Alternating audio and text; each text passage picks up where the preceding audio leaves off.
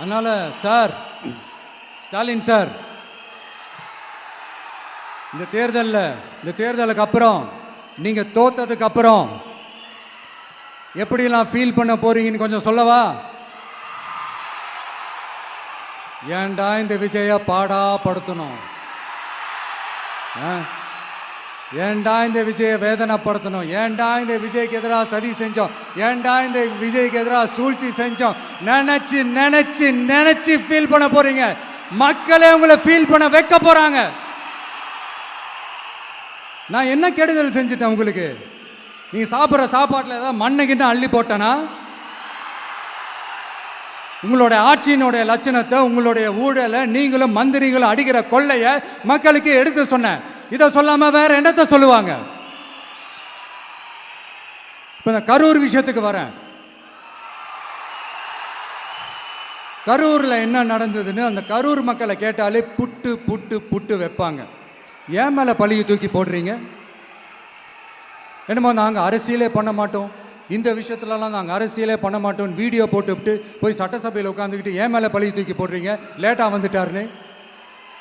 Police கொடுத்த டைம்ல நாங்க இருந்தேன். நாமக்கல்ல இருந்து கரூர் வர வழியில இருந்த மக்கள் எல்லாரையும் நான் என்ன அம்போன்னு விட்டுட்டு வர சொல்றீங்களா?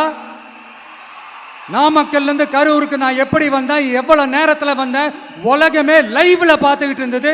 வாய் கூசாம ஏன் மேல பழி தூக்கி போடுறீங்க? ஒரு மனசாட்சின்றது வேணாம்? சரி, நீங்க தான் எதுவுமே பண்ணல சார். அப்புறம் ஏன் சார் 20 வருஷமா கரூர்ல மட்டுமே, கரூர் பகுதியில் மட்டுமே போட்டி போட்ட உங்களுடைய ஒரு அடிமைய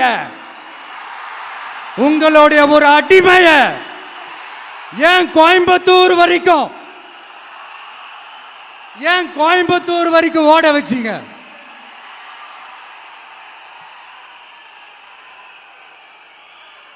அதனால மக்களே,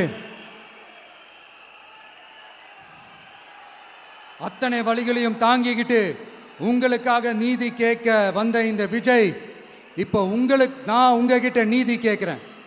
நீங்க தயவு செஞ்சு எனக்கு நீதி வழங்கணும். எப்படி வழங்கணும்?